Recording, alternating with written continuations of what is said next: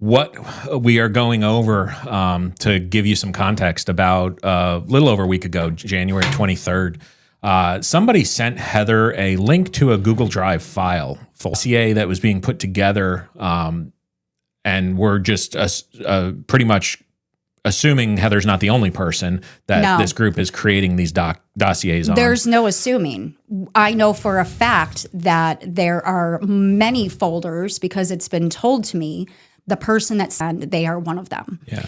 So, and it is disturbing when you look at what it is in the folder, and what they've used it for. Basically, they have weaponized information against actual family court victims while they sit there and claim to be advocates for family court victims. But we're gonna show you the folder. We're gonna put everything up on screen, and we're gonna lay it out for you. Yep, we're gonna expose the truth. We're just gonna get right into it here. Yes, we are. So now, I had previously said this was going to be episode 3, but I had some filings that I filed earlier last week, so we moved this to the weekend so we could spend a full good amount on exposing this, because there are emails we're going to be reading as well. And there was a lot to go through, and we wanted to do whatever analysis we could on some of the stuff. Now, we're not going to necessarily get it too deep into the analysis. We're going to just show you what's out there and let you decide on the relevance of it. Just remember, if you at any point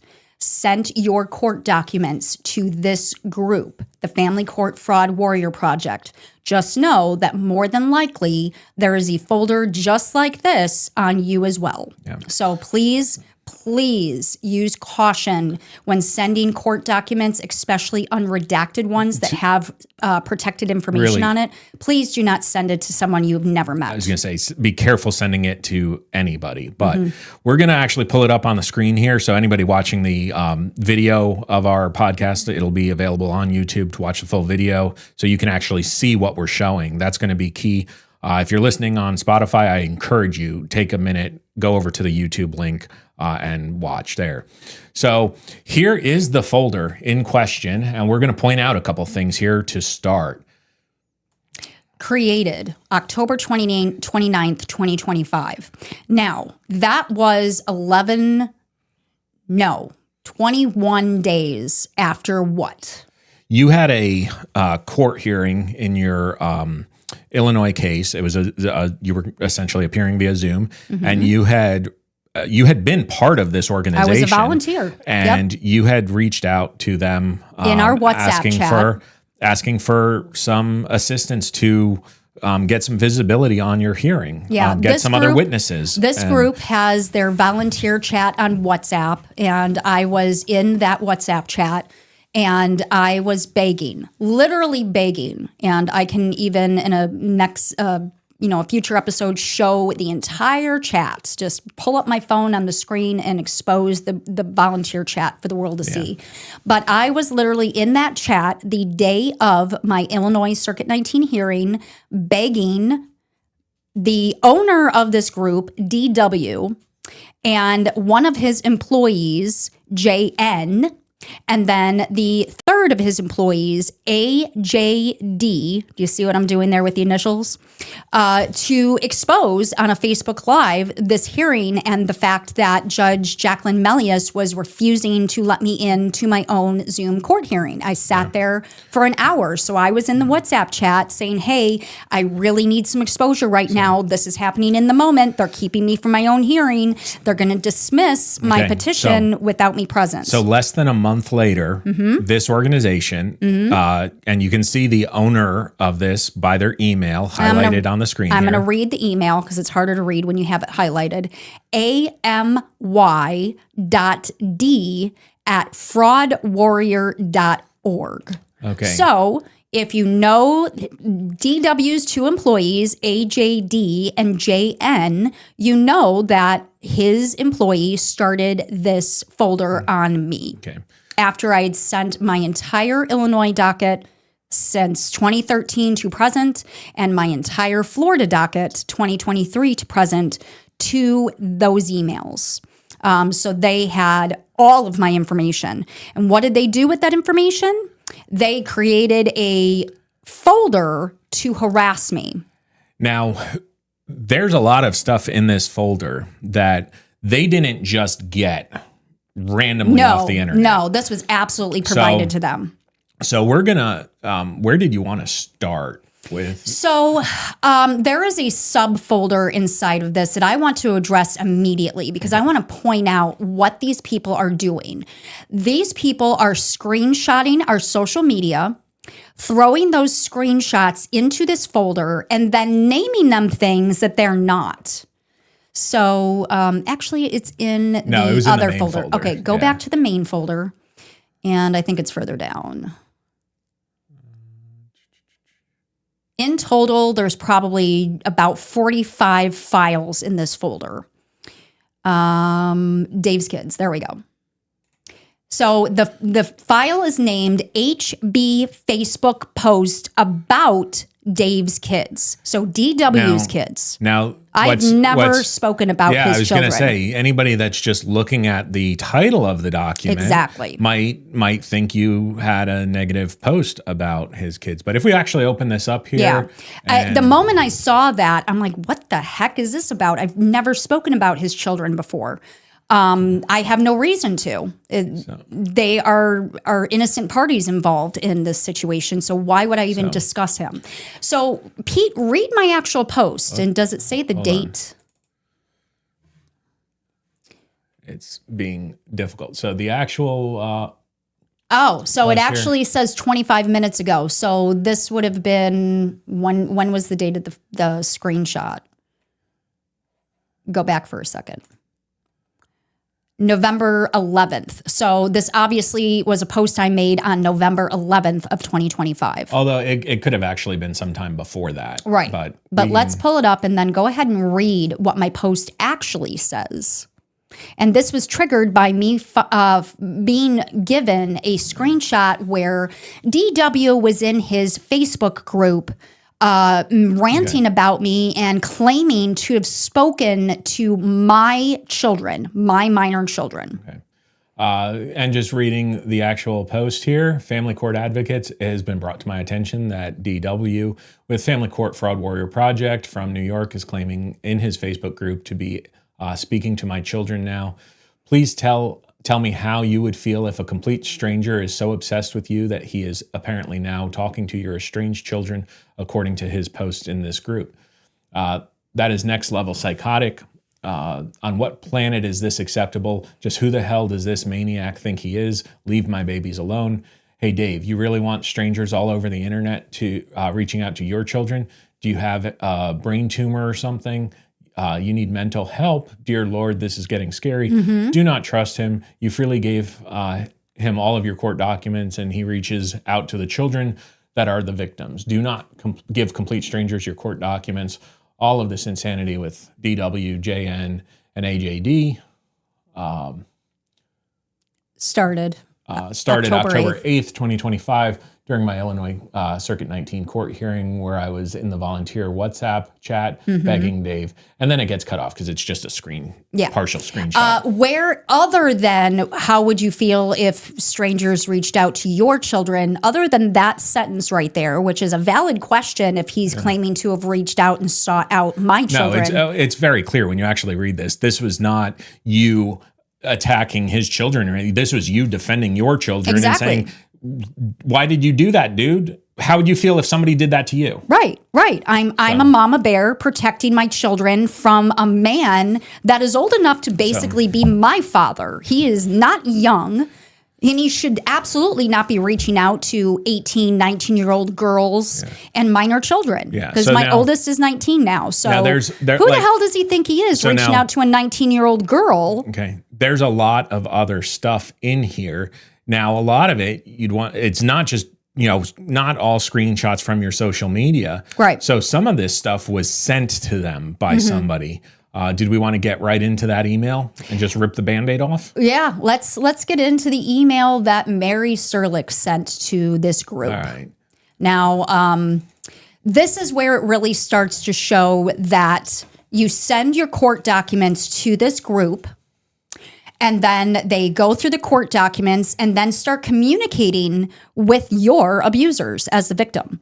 And then it becomes very evident that they start communicating directly with the abusers and then flying monkeying you. So all of your credit is blown. So they are literally seeking out court victims, convincing court victims to send their court documents to them, and then darvoing those court victims and abusing them. Now, in an attempt to silence them is obviously what it seems like. Getting directly into what we have up on the screen. So this email, I'm just going to point out a couple things. It was sent Tuesday, November 11th at 3:34 p.m. So 3:34 in the afternoon.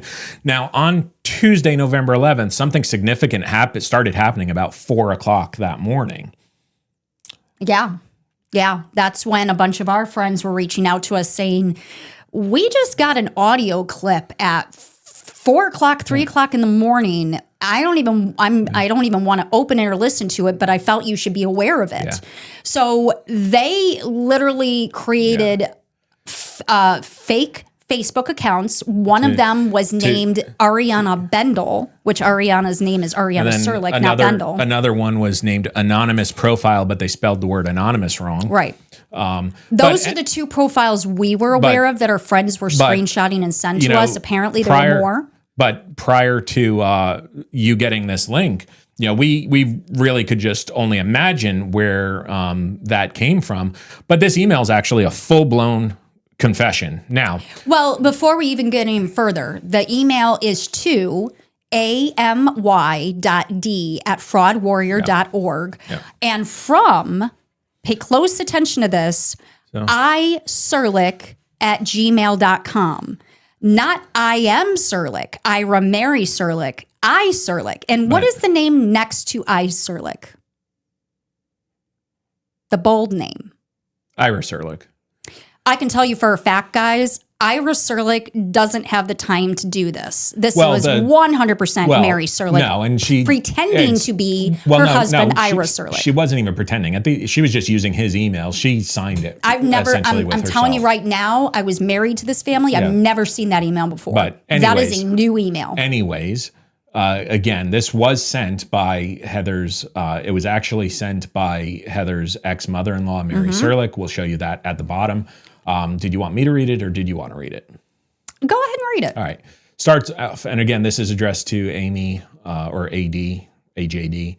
Hello. And this is coming from Heather's ex-mother-in-law. I was notified today from a group of friends about a Facebook post by Heather Bendel. I had sent a sound file to either Amy or Dave via email, I think, or I believe, in which I sent a warning about the contents of Heather verbally screaming at Tommy when he was 12 years old and the day before Christmas. How old is Tommy now? 18. So we're talking about something that allegedly happened 6 years ago. Well, but again, let's get through all of this first and then we can analyze it a little bit more. This was recorded by my son, Justin, while he was still cohabitating with his ex-wife, Heather. Why is it in quotes? What does cohabitating mean when it's in quotes? Clearly, they were not in a romantic relationship at that point. We were not. You guys had gotten divorced in 2013. He refused to move out of my house with my children. But then it goes on to say, this is not AI generated, not fake, but factual, real recording. And Florida CPI child protective investigators have a copy as well. So now someone has sent a Facebook Messenger message using a fake account, Mary Smith. Now, this is interesting because we never got shown a Mary Smith. We got shown several other. So there was at least 3 different fake profiles sharing this audio. The one that caught my eye that I made a post about, literally about that post, is Ariana Bendel. Yeah. And so trying to associate Ariana with me instead of the Serlicks. And then it goes on with incorrect info to all of Heather's friends. Okay. And then it says, I'm okay with that part of this. So she's, 1, admitted to providing the audio file. 2, she's admitting to be okay with the file being used maliciously and being sent out to everybody. So that's 2 confessions. Moving on, it says, however, the body of the message states that it's Heather screaming at Charlie. It was not Charlie. Please review what has been posted. Screenshots have been included in this email. I want you to know, if you do this, remember, facts are number 1 and critical in exposing a malignant sociopath sociopathic narcissist. Now, I really want to just highlight that little sentence.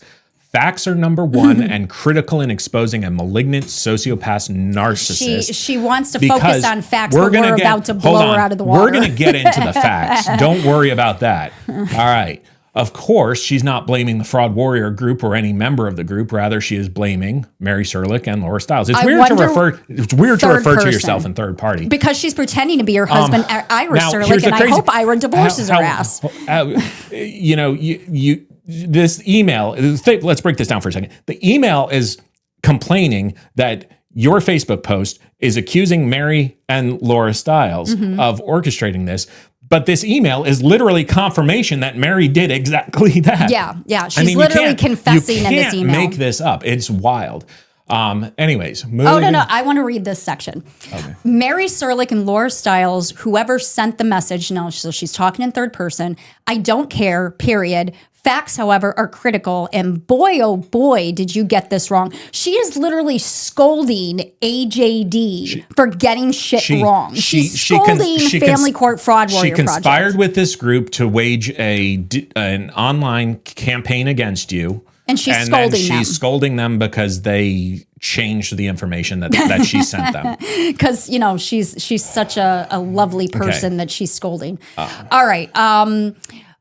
You must stop misstating facts after we gave you the true facts. Okay, so there is Mary Serlick telling Amy, AJD. Again, claiming she sent true information to them, but it's wildly not. So she's literally in this email accusing AJD of misstating facts.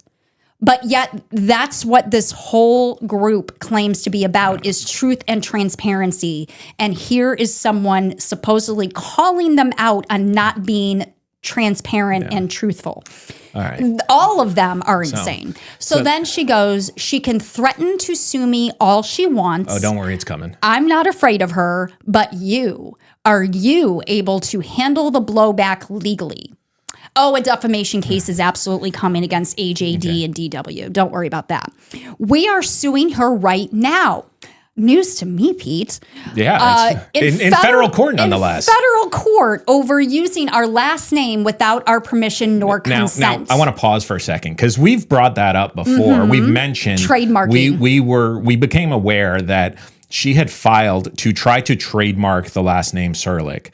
Now, the last time we looked it up to check the status of it, there was actually two filings. One was to trademark the name Serlick, and that one was completely stalled out and basically being dismissed by the Patent and Trademark Office. Right. The other one was to trademark a logo that they created, with the name and some weird, sort of circle around it, which would they'd be able to get you on if you ever use that logo, but that logo is so goddamn ugly. It was obviously created by someone without a high school diploma. Not only that, it was very obviously this was an attempt, because when you look at the dates of them filing that trademark application, that was literally filed after you created your nonprofit. Yeah.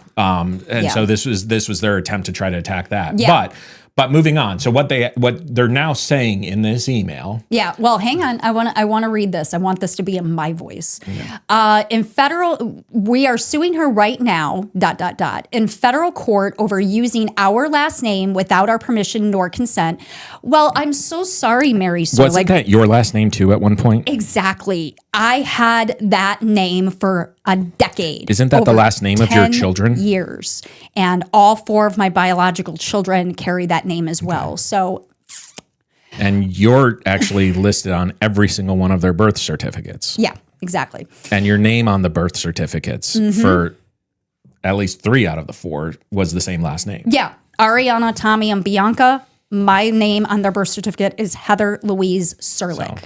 I had Charlie after I divorced him and went back to my maiden name. Now, for anybody who's interested, if you ever look up, can you trademark a name? Yes, you can trademark a name, but there has to be unique circumstances around it, and you cannot just trademark any, commonly used name just because you want to trademark a name. It doesn't work that way. Okay.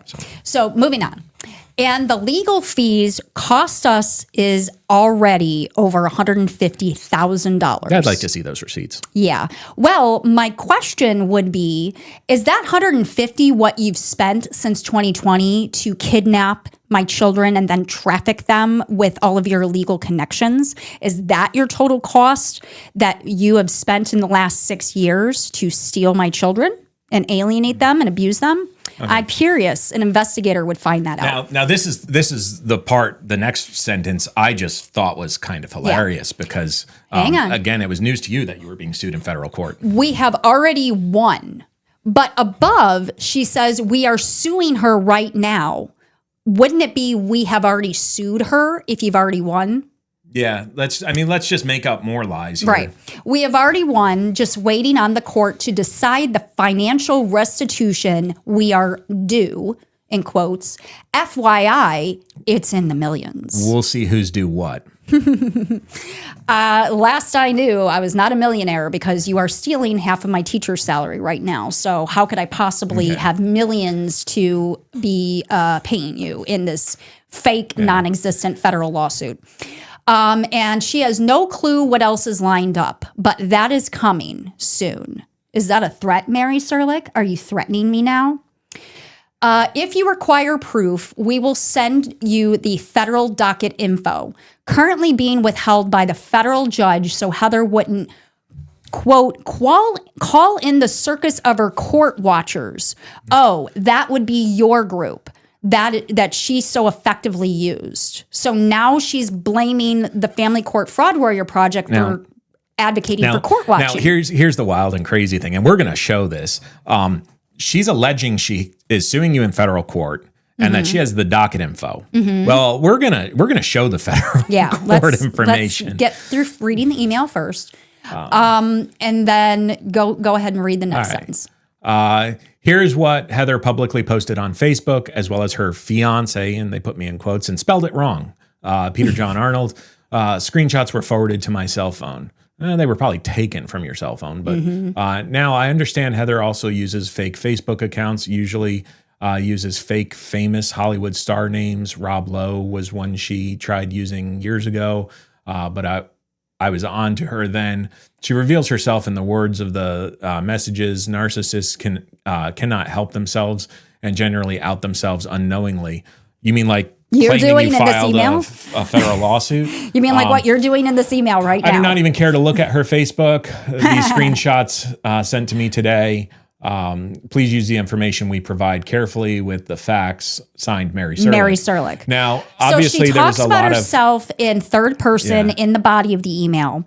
The email subject with the identification is identifying her husband, Ira Serlick, who is a Port Orange, Florida VIPS, Volunteer in Police Services. So she is using Ira's identity to send this email, then referring to herself in third person in the body of the email, but then at the end of the email saying it's her. Yeah. Now, obviously the original email, again, this is just what was in the folder here was a PDF of the email. Obviously, the original email had several images attached to it. That are not loading. Those don't load because it's the PDF and they weren't saved Scroll properly. all the way down and let's see the person's response. I'm going all the way down because there was a response to the email, and there it's on the screen now. Coming Amy from Duncan. AJD. Amy.d@fraudwarrior.org, dated Wednesday, November 12th at 7:03 a.m., so the very next morning at 7 a.m., to Ira Serlick, iserlick@gmail.com. Thank you, Mary! ! I am not sure who is sending the recording in Messenger, and we are equally upset that they were giving inaccurate information. We have done our best to correct the falsehoods, but we are committed to ending her reign of terror on people. I hope y'all are able to find peace from her one day. Now. My reign of terror? Yeah, this is just wild. Signed Amy Jeter Duncan, Director of Investigations, Family Court Fraud Warrior Project, Manhattan, NYC, New York City. So if this person who just replied to the email from Mary or Ira, whoever sent it, is the Director of Investigations, you would think they would do a basic minimum investigation. Yeah. Now, there's stuff in there that's very easy to prove or disprove. Right. The email alleged that they were suing you in federal court. What's the system to check federal court? Pacer. Oh, look at that. We got Pacer up because, yes, we have Pacer accounts. So now if Let's search. So I have, if you're looking on the screen again, we pulled it up. We do have some pre-saved searches here, just to make it easy to go through here. So the first one, this is a pre-saved search searching for Heather. I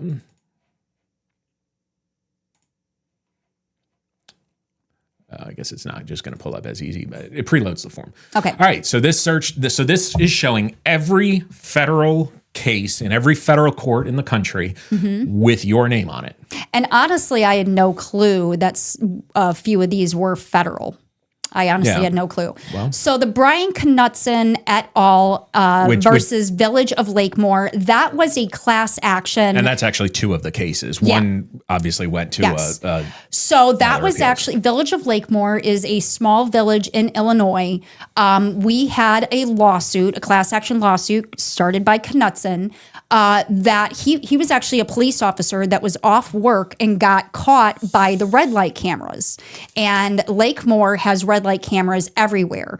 So Knutson, as a off-duty PD officer, got busted, swore up and down his due process was violated. He was not due this ticket. So we literally turned around and created a class action lawsuit that I jumped in on.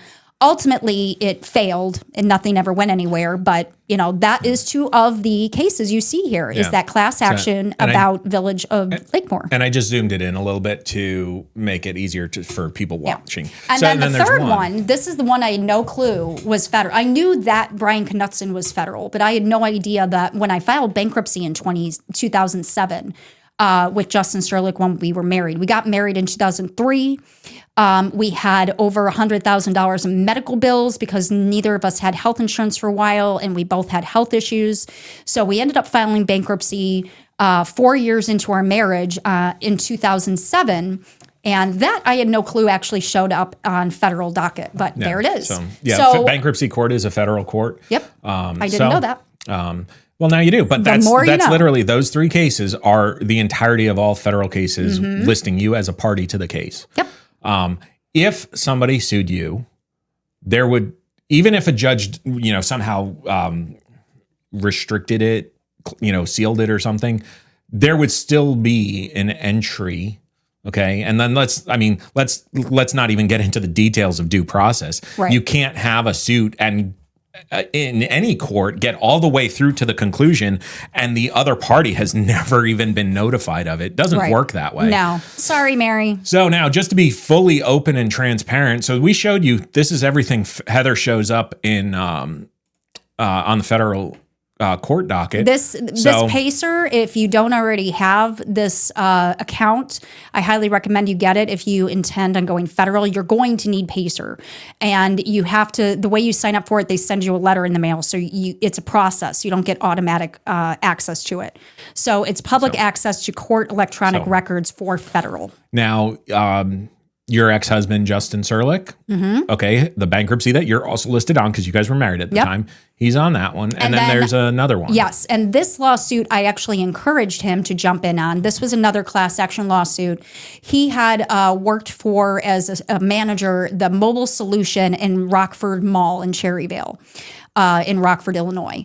And he was not being paid overtime. And that is a labor law violation in the state of Illinois. So he jumped in, per my recommendation, this TMS lawsuit to recuperate his owed overtime pay that they never paid. And he actually eventually won. So I knew that was federal. So a couple things to point out again, too. Anybody that's never heard of Pacer, the website is pacer.gov. It is an official website of the United States government. It says so on the banner up at the top, but it does show all federal court information. So this is where you can find Matt Grants, the attorney in St. Louis, going after RICO in 1983. So you can see his case on Pacer. Let's go. This last save search we have, Mary Serlick in that email that she sent to AJD claimed that she had already, was suing you in federal court and had already reached a conclusion. And it's in the millions. So if she's sued you in federal court as a party to the case, her name should show up. Now there is a case with her, but it's not a case against you. What is that? That is a Illinois Northern Bankruptcy Court, date filed April 14th, 2010, date closed September 7th, 2010. So in 2010, Mary and Ira Serlick filed bankruptcy. But that's the only federal case. There's no federal case against Heather Serlick or Heather Bendel or Heather Paschal or any of your names. Right. Yeah. So, Ira and Mary Serlick filed for bankruptcy in 2010, 3 years after Justin and I filed. Interesting that to this day, they constantly throw in Justin and previously my face that we filed bankruptcy and we walked away from our financial obligations. Well, and then 3 years later they filed you bankruptcy do the exact themselves. same. So you're obviously not much better, Mary and Ira. All right, now we've exposed a huge lie in that email. Right. Now there's a principle in the legal circles. If there's one lie exposed, pretty much you have to assume everything that person said is a lie. Exactly. So that's why we're exposing the truth. There is something else I want to show. Go to my background check. So someone, I'm assuming Mary Serlick, paid for a detailed background check on me and then gave it to Family Court Fraud Warrior Project. BitandVerified.com, and this costs money. So someone paid money to run a full background check on me, which I have no problem giving my background checks to anyone because I'm a public school teacher. I was going to say, been verified. It's a background check on publicly available information, but they do, if you pay, you're able to get criminal background check as well. How many fingerprint background checks did I do last year? I don't know. I've lost count. Those are all FBI background checks. You had for FEMA teaching positions, FEMA. Florida Guardian Ad Litem, foster parenting. Florida DCF foster parenting. I'm sure there was more. Yeah, there were several more, but mainly at least five or six background the federal checks. Government, FEMA, did a background check on me at their location in Georgia. That was a much more detailed background check. That is the federal government doesn't get any more detailed. You literally had to go to a classified location. It was a bunker that the president goes to at a certain level. Yeah, you had to go. I mean, look, the FEMA location, it is publicly known, but more details about it is still very much to some extent a clandestine operation that they've got going on there. But it was an experience for you. But that was just part of the background. So I'm just looking at a comment here. Tom Smith is asking, filing bankruptcy can help with Title 4D order, which is child support. No. Student loans and child support are things that they can't wipe away from bankruptcy. Nope. Although some student loans, if you make the right argument, get the right judge on a good day. Not federal student loans though. Private student loans possibly. But as far as I've been trained with Mark Ludwig, and if I am wrong in this, please someone say it. But I have been told that Title 4D arrears cannot be filed on bankruptcy. Yeah. So let's go to this been verified. So they have this up in this public folder. And one thing I am incredibly pissed off about is the fact that it is exposing my father's name, address, phone number, etc. My father is a very private person. He is a military family.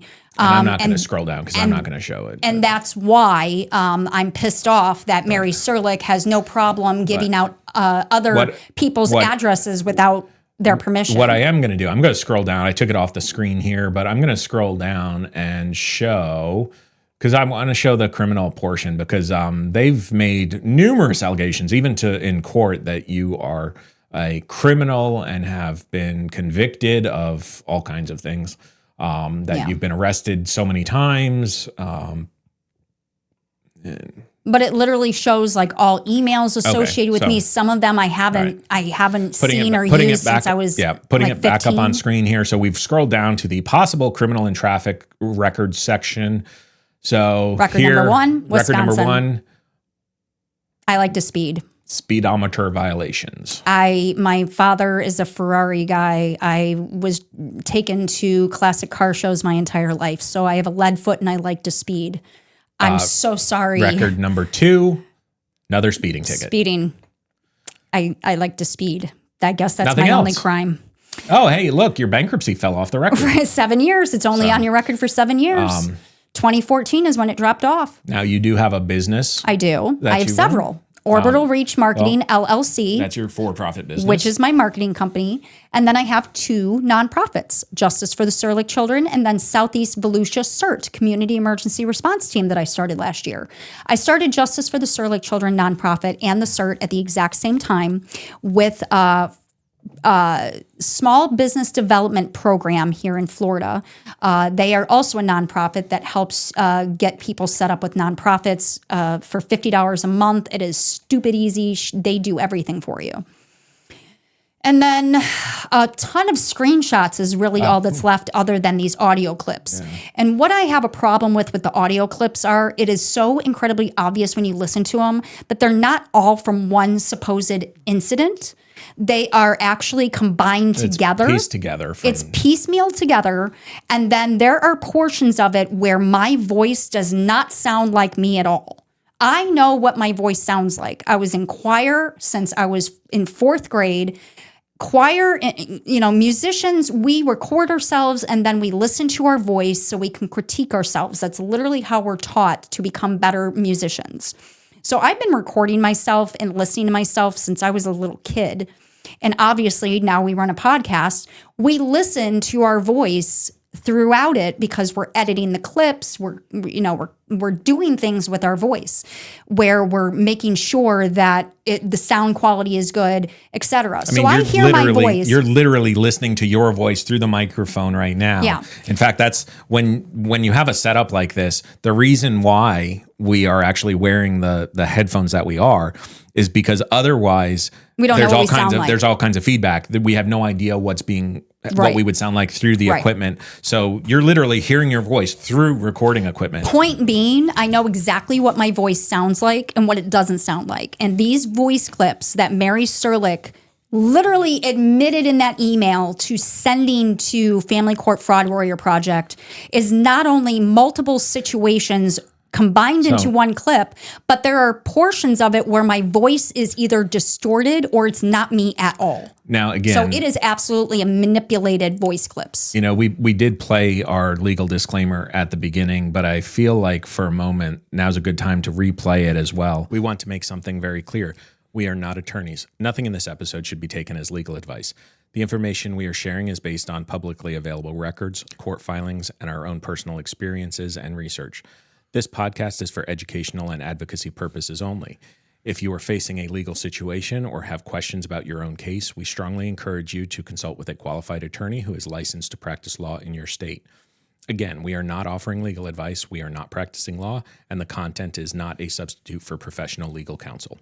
Okay, now, some people, if you're watching the video, you might have been confused because you were hearing my voice and nobody was moving their lips. We do have that recorded. Pre-recorded. So we can just hit a button and it plays. The reason I wanted to play that is because I do want to point a couple things out. Obviously, November 11th, those audio files were sent out en masse from numerous fake profiles making allegations that were factually incorrect, not true, provably false. But something very important about those recordings, because both Illinois and Florida have laws about recording. States. Well, Florida is actually an all-party state. So, sometimes there's some states, and again, remember that legal disclaimer. So, there are some states where they are two-party states. So if there's a third party, that opens it up and anybody can record. Florida is not that way. Florida, all parties have to know. So that recording Illinois that was is done, the same way. That recording that was made in Florida violates Florida law. And the statute of limitations on that is 2 years from when you discovered it. Well, so you've got 2 years. So that email said these were recorded by my son when they were cohabitating. So that would have been Illinois. That was the first. There was 3 different audio files. Oh, see, yeah. The one that was sent out I can't even keep up with this craziness. So the one that was either way, Illinois is the exact same way. Mm-hmm. If obviously at some point he was recording me, if Justin Serlick was recording me without my knowledge or permission, that is a felony. 3rd-degree felony in Illinois. So Mary Serlick is literally admitting that her son committed felonies in that email. Mary, do you understand that you literally admitted that your son is a criminal and a felon? Aiding and abetting. You admitted it in that email. Are you stupid? You just gave me a ton of ammo to go after your son. Thank you. Now, there was another recording that was made in Port Orange, Florida at Mary and Ira's house, and you were not aware that was being recorded either. I had no clue. Now, I did know that they had cameras throughout their house, and I actually confronted Ira Serlick because he literally admitted that he was watching me sleep on the couch through the living room camera. Yeah. In 2020. So I confronted him about it. And I'm like, are you seriously telling me that you were watching me sleep on your couch in the middle of the night? That is disgusting and disturbing. What else was Ira Serlick watching through those cameras when my minor children were staying there temporarily? I'd love to know. These people are seriously disturbed, and that's why we're exposing all of it. So someone, obviously Mary Serlick, paid money to run a background check on me and then provided that background check to these strangers in New York. So now these strangers have a ton of private information for a ton of other people that are not me. My father, my stepmother, my stepsister is on that. Like, these are people that have no clue that their information is being exposed to a bunch of strangers on the internet right now. And now Mary Serlick has victimized my father's family. Do you not get that, Mary Serlick? Does that not go through your pea brain that, you know, your high school GED diploma? You don't realize that you're actually harming more than just me? Come on. Use your brain. Stop giving out freely people's addresses and phone numbers when they have no clue that you're actually exposing that information. That is protected information, Mary. Think before you act. So this screenshot is... Well, I don't have it up yet. I was trying to look at stuff first because... Well, go ahead and show that one because... So a lot of these screenshots in this folder, ironically enough, actually further prove my story. So this screenshot was an email, which tells me that Rob Rothundi provided this information to Mary Serlick. Now, who is Rob Rothundi? Rob Rothundi is a ex-friend of mine that I have known since middle school that I thought was a good human. And then I found out while living with him that he's not. It's not. Okay, use the plus sign. Use the plus sign to zoom it in and just leave it there. Okay, and then the rest of the stuff should, there you go. Okay. Leave it alone. All right, so this is from Rob Rothundi to me, and it's dated your stuff June 29th, 2022 at 1 o'clock in the morning. Pretty much. Sorry to hear about what happened with Greg. So for anybody new that hasn't been my friend for a long period of time, a lot of my Illinois friends are fully aware of who Greg Shivers is. He is a Florida man that I met and got involved with very early on here in Florida in 2022 is the first time I ever met him. We started dating and I quickly realized he is a closet raging alcoholic and becomes very, very abusive when he's drunk on Fireball. So Rob is emailing me saying, sorry to hear about what happened with Greg. You can come to get your stuff when you can. Now, backstory time. In 2020, a month after my children were kidnapped by Illinois DCFS, citing me failure to provide proper shelter, I had been in contact with Rob. Rob and I were close friends. He is a drummer in a band that I support.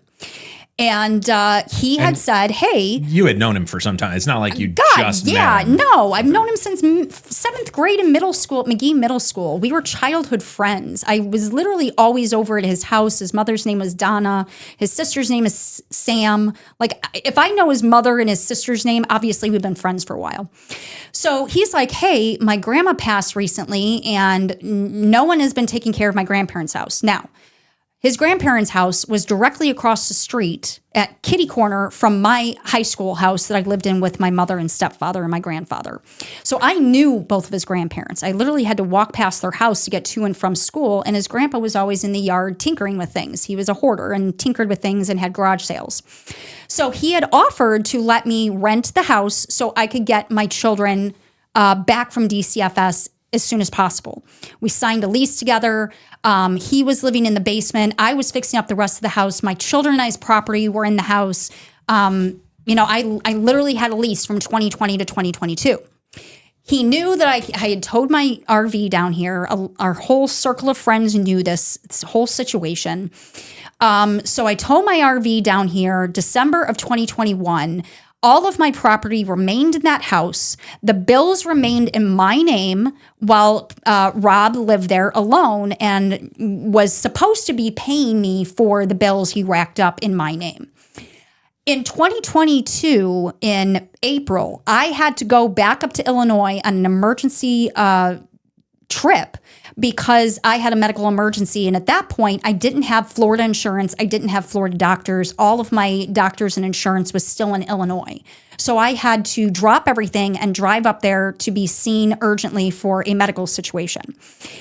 I had emailed Rob multiple times saying, hey, I need to stop by and get my mattress. I need my mattress. I need a few things before I go back down to Florida. I stopped there and I had actually organized with a few of my friends to help me load up some stuff. And he refused to allow my friends and I to get my property that I needed. So that's what this is referring to. You can come get your stuff when you can. I'll get the stuff in the house out for you once you make room in the garage for it. I would have done this sooner, but I fell down the stairs a week before you showed up here, and I've not been able to do much since then. I'm still dealing with the repercussions of it. I've been in the hospital for the last week. I don't know why it keeps closing. It's because it's a screenshot. For the last week, I meant to send this last week. We can figure out the stove and the rest of the stuff in court. I had literally taken him to small claims court, sued him for my past due bills because he was supposed to be paying the bills that were in my name, but he was literally racking up the bills and then not paying it. So essentially, I was being forced to pay for him to live somewhere. Now, something interesting, because you just mentioned the small claims case you had against Rob. Mm-hmm. Illinois has a law or a rule with small claims court that any information that either party was planning on presenting in small claims court has to be given to the other party as part of discovery. Right. And you got, we're not going to get into it today, but you got basically copies of all of the text messages that Rob had sent back and forth. No. Don't confuse. I thought that was You're thinking about JT Schrader. Sorry. Yeah. JT Schrader and Mary Serlick. You're right. Completely different. That is the situation that triggered my children to be stolen from the daycare. Yeah. That was Mary Serlick coordinating an attack and executing her attack to steal my children from Kitty Cottage Daycare. Sorry about that. That was my mistake. Anyways, it says, please communicate with me on when you are coming and not show up unannounced like you did both times before, which was gaslighting because I have emails proving that I was communicating with him, letting him know that I was having to go back up there on a medical emergency and that I needed to get my mattress and stuff. He was fully aware.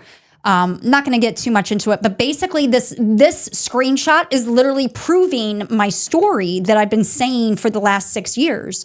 So I'm not sure what the point of these screenshots are because it's proving my story. And then this screenshot is I don't have it up on the screen for the viewers yet. Gotcha. I just wanted you to see if you wanted to show it. This is supposedly my daughter Ariana texting me. And to this day, I have no idea if it was actually Ariana communicating with me or if it was Mary Serlick pretending to be my daughter. Now, because obviously that's what they're best at. Now, putting it up do you on remember screen. what I told you Ira Serlick did for a living before retiring down to Florida? Yeah, so when he was working as head of security at Abbott Labs, one of the things he would do was create fake social media profiles so he could infiltrate groups like PETA, find out when they were planning on protesting or breaking into the research labs at Abbott Labs. So Ira Serlick is notorious for his job for creating fictitious social media accounts to stalk people. And you know that because you were married also to the hired, family. You were married to the family, but you were also employed as security with Abbott Labs. Yeah, I worked at the research farm. Yeah, absolutely. So something to point out about this one, I did put it up on the screen so anybody watching the video can see it. This is, again, supposedly a message from your daughter asking about getting her stuff back. Now, it's important to note you've never withheld their stuff at all. In fact, you've told them, property come in get question it. from that previous email about Rob was said property in question. Yeah. He had all of our property that was in storage. All of my children's property, all of my property, all of Justin's property was being stored in that house until I could get back up to Illinois and move it out. And then you moved it out of the house and you put it into a storage unit. I had to throw it into storage because right when I was moving it out, September of 2022, is when Ian and Nicole hit here in Daytona, Florida area. And the house that I had actually signed a lease on for October of 2022 was affected by the hurricanes and was flooded, so I could never move in. Yeah. So I literally had to toss all my property in storage in my hometown of Round Lake Beach, where it sat until when? 2 summers ago. July of 2024. When you and me went up there, and so it sat in storage in Round Lake for 2 years. Paid for a moving company to load it up and bring it down here. So you and me spent thousands of dollars. $6,000. It was like $6,600. That was just the cost to move it, and then I don't even know how much you had spent in storage fees over the years, because you went from your house in Round Lake into 2 pods that you were paying for. Fox Lake. 2 pods. You had one of those pods shipped to Florida. Right. Because of Justin. And then shipped back to Illinois. Because of Justin. And they were held in storage for some time until you got them out of the pod storage. Right. Got them loaded up on a U-Haul truck expecting to come to Florida. Right. But then the hurricanes hit. Correct. And then you put it back in storage in Illinois. Because I didn't have anywhere to put it. Where it sat. Right. For a couple more years. Until we moved it into this house we're physically in. Yeah. So in this screenshot, go ahead and share it. All right, it's up on screen. Okay. So this is supposedly from my daughter, Ariana Serlick. Where's the top part of it? There we go. My response to... you drag it down and it my response to your email. I have no interest in moving in with you or getting help with school from you. I'll figure it out myself. Frankly, I don't care on what Florida or Illinois sees on custody of me. I'll be 18 next month. Court no longer has any decision on where I live or who has custody of me, nor do I have any interest in hearing about who or what is lying to me. Frankly, I don't care. All I have interest in is getting mine and my siblings' stuff back. If there is a place I need to go to retrieve these things, just send me the location and time. Well, that would be this house. And you literally have. They have had this address for years. And you have literally sent and keep in mind, other what messages. time is this sent? This is sent at 11:55 a.m. So at this point, when she sent me this message, I was her legal custodial parent. Yeah.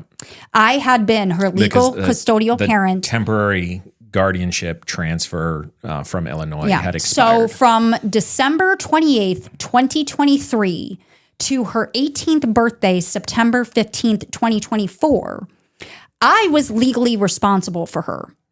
And what was this child doing? Well, I was legally responsible for her. Pretty much just skipping school and failing most of her classes. Straight Fs, straight 1.0 GPA, unexcused absences. She wasn't going to school. She wasn't where she was supposed to be as a minor child. And she's literally telling me, I don't effing care. But here, I mean, I'm going to pull it back up. I took it down for a second, but I want to point out, like, this starts off where obviously the message before this, you had offered her a place to stay.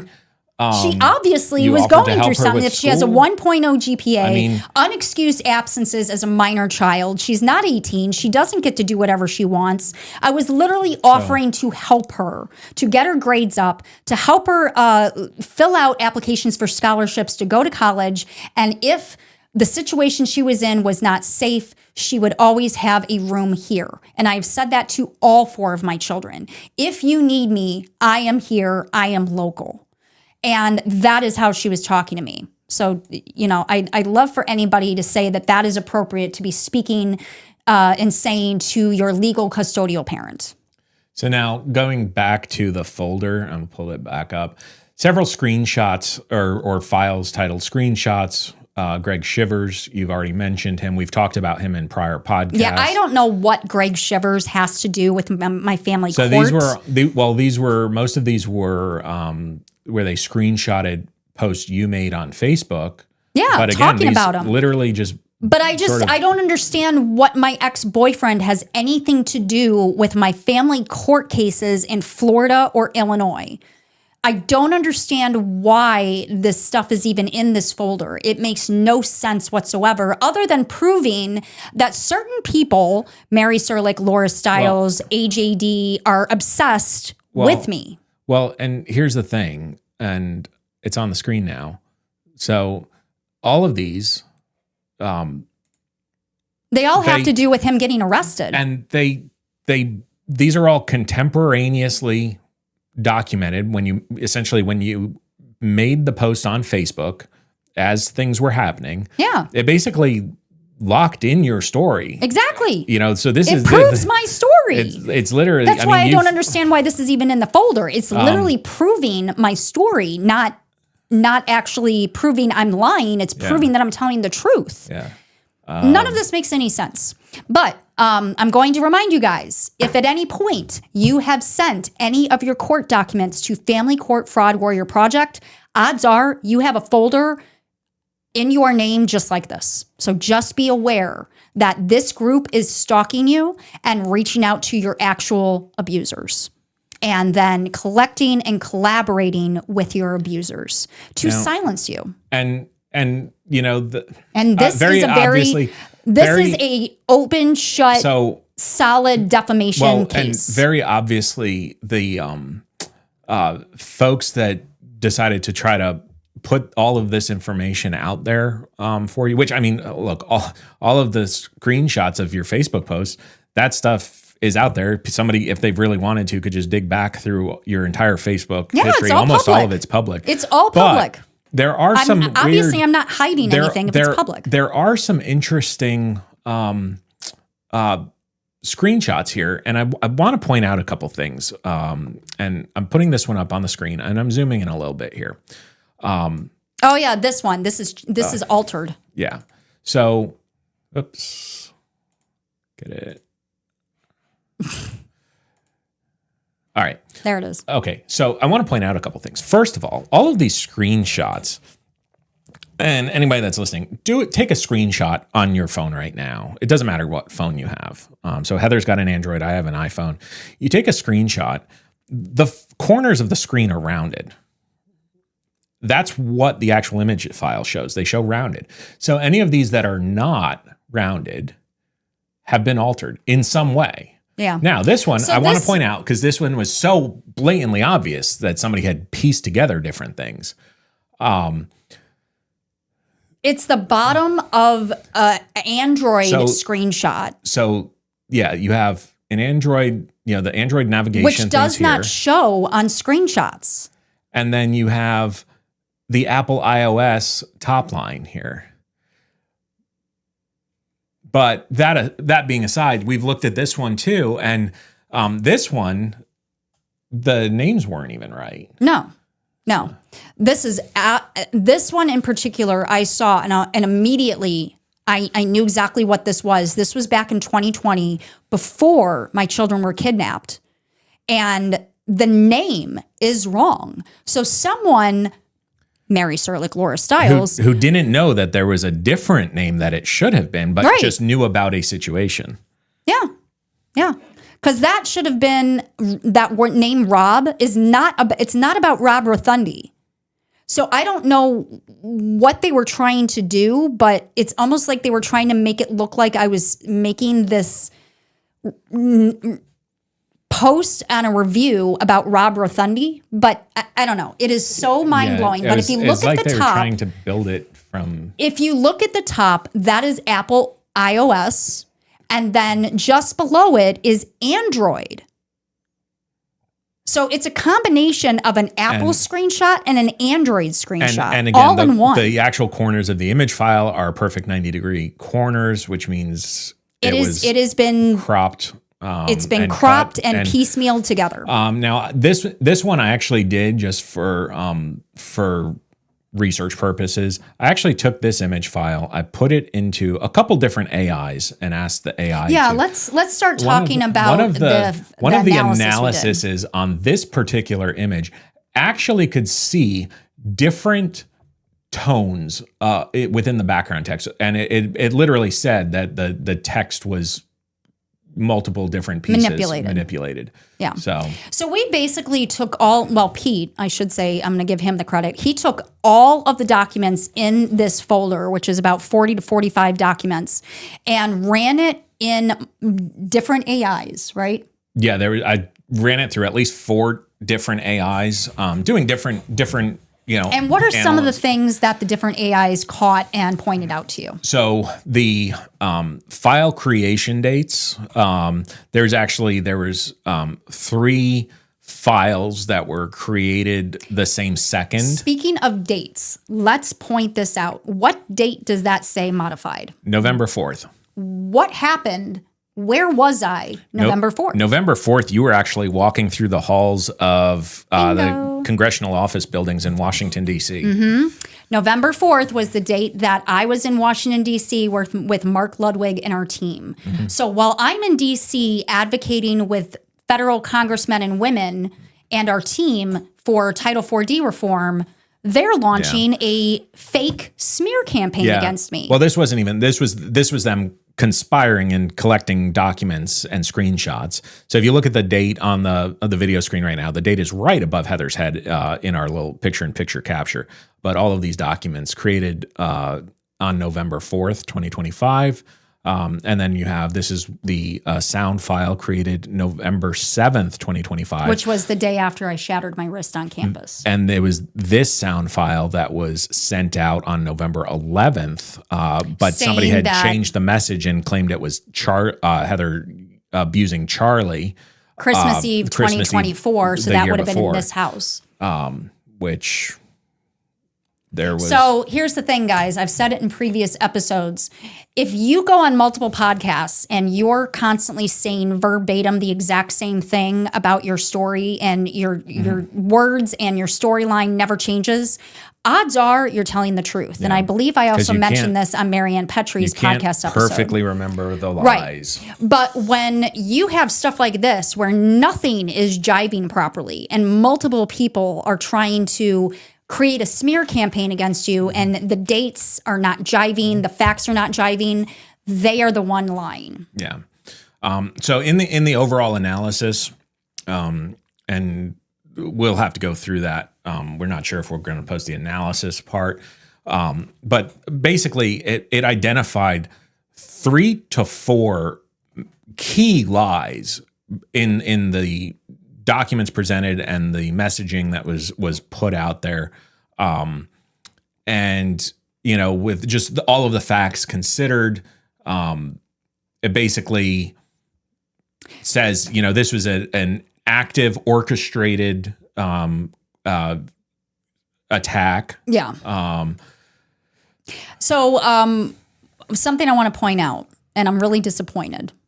Why is there no mention of our podcast? Well, why would they give us free advertising? Well, no, right? they actually do. There you go. They screenshotted one of your posts here. They don't actually talk about anything that's actually truthful. They're just manipulating data to make it go a certain way. I need to pull this one up because the email claimed that they were suing you in federal court. And here they literally have a screenshot of your message where you posted that, we were aware Mary Serlick attempted to trademark the name Serlick after you created your nonprofit, Justice for the Serlick Children, dedicated to your 4 children. Probably in a lame-ass attempt to sue me over my nonprofit. So I literally put the idea in her head to claim that she sued me. So I made this post July 28th, calling her out on, she's trying to trademark her name so she can sue me in federal court. Well, she never succeeded in trademarking her name because Patents Department came back and said, we need some additional information before we can approve this application. And she never gave the additional information, so they closed out the application.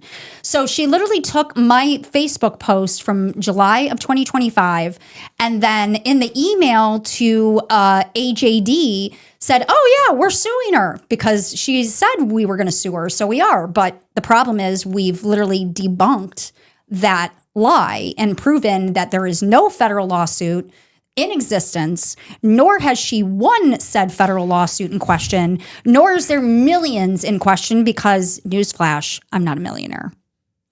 And then some of them, like you wonder what the purpose was. And this is one I'm going to pull up because this person is a council member for City of Edgewater. Yeah, we know him personally. I actually helped get him elected. I was standing on the corner with them, waving signs. You had made a comment on something else, and of course it's cropped out, so there's no context on what. I'm pretty sure Eric had originally posted about the situation with Volusia County Schools forcing their employees to do non-disclosure acts. I think that's what his post was about. Yeah. And then this is a comment on Eric's post. So, VCS as a whole is a complete sham. And, which they are.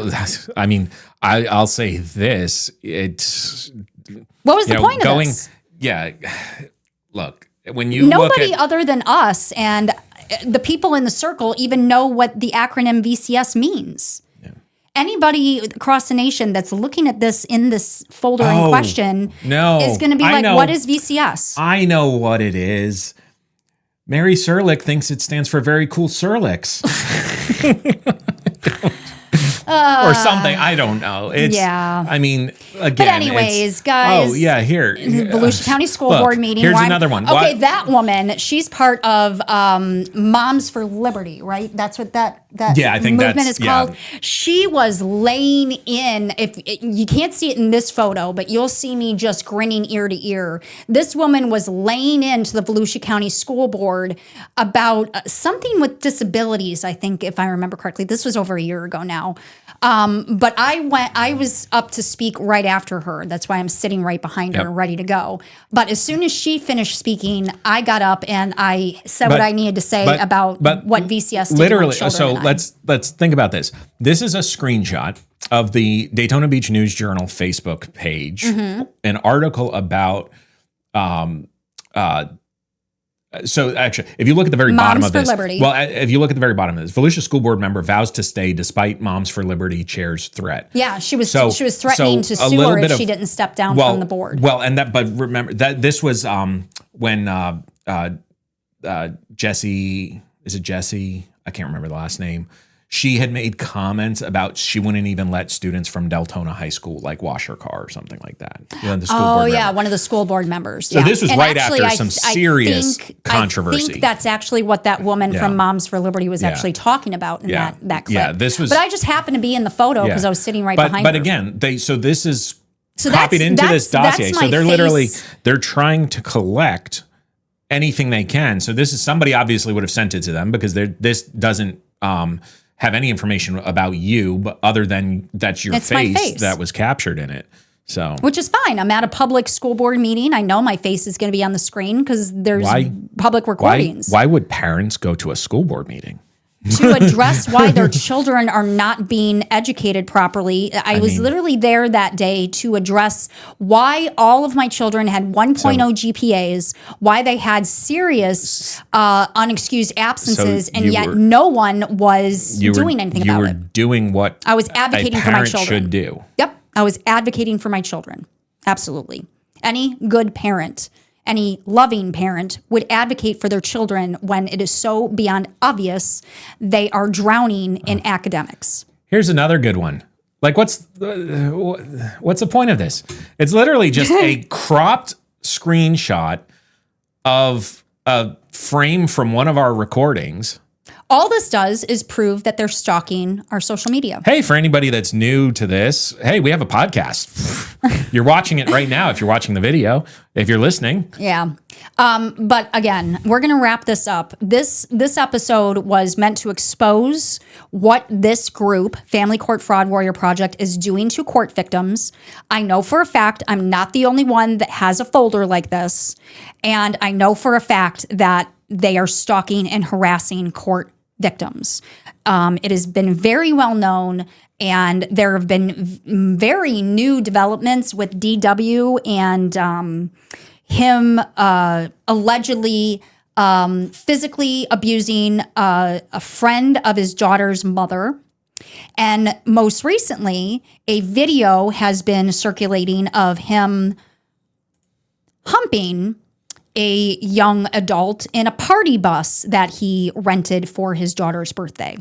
So he's got some serious allegations surrounding him right now. So I felt it was my duty to educate people across the nation to not trust this person and his employees, AJD and JN, because this is what they're doing to you.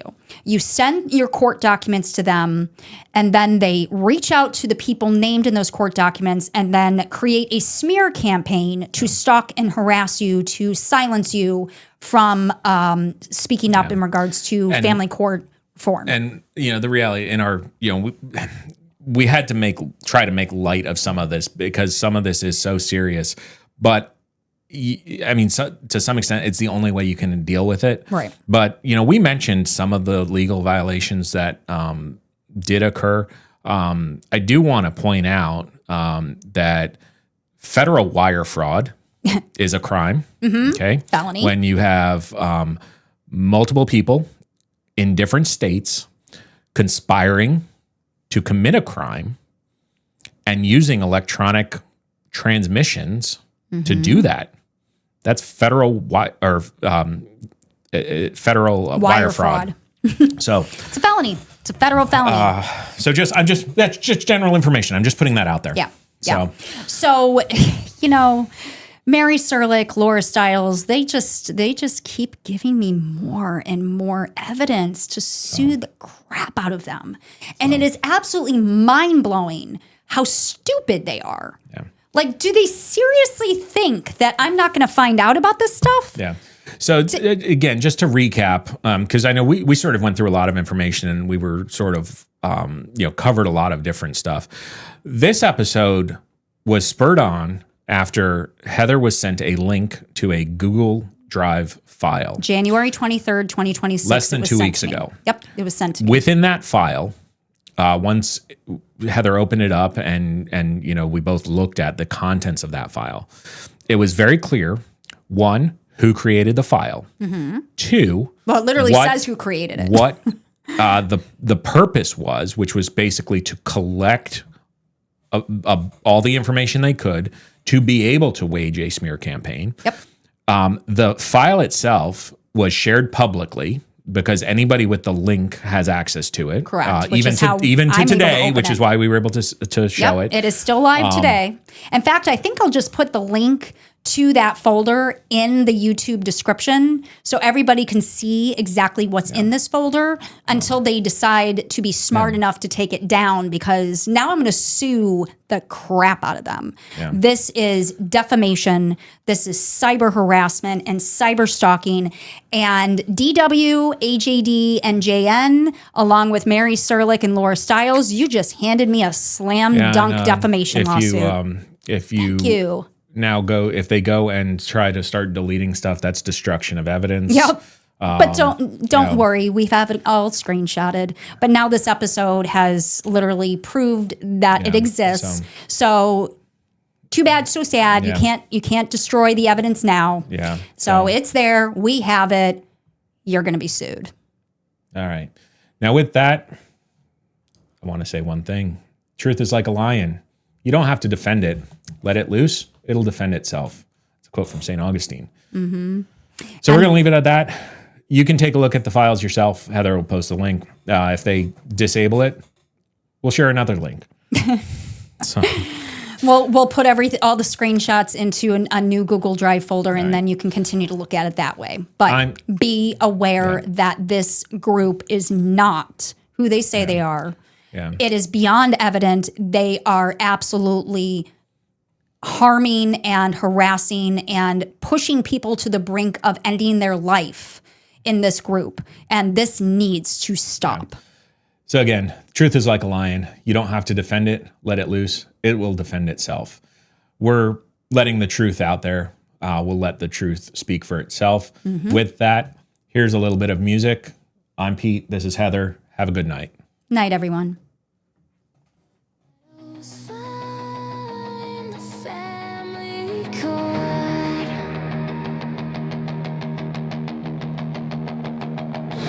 They bury the truth, they cut the support.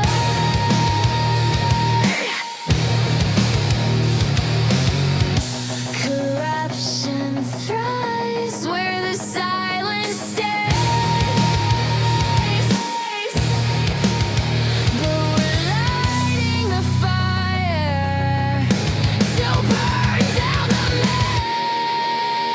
maze. We are the voice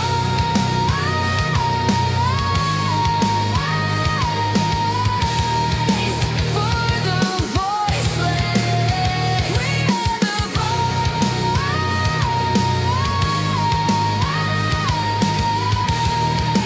for the voiceless.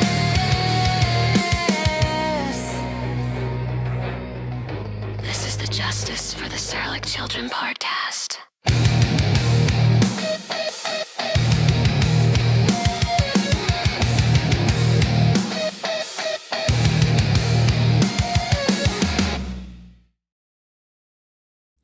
We want to make something very clear.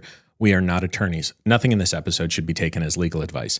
The information we are sharing is based on publicly available records, court filings, and our own personal experiences and research. This podcast is for educational and advocacy purposes only. If you are facing a legal situation or have questions about your own case, we strongly encourage you to consult with a qualified attorney who is licensed to practice law in your state. Again, we are not offering legal advice, we are not practicing law, and the content is not a substitute for professional legal counsel. The content of this episode is for educational and advocacy purposes only. All statements made reflect documented filings and communications received by Heather Bendel and the Justice for the Serlick Children team. We encourage all listeners to form their own conclusions based on the evidence presented. No accusations are made without supporting documentation, and all persons are presumed innocent unless proven otherwise through due process.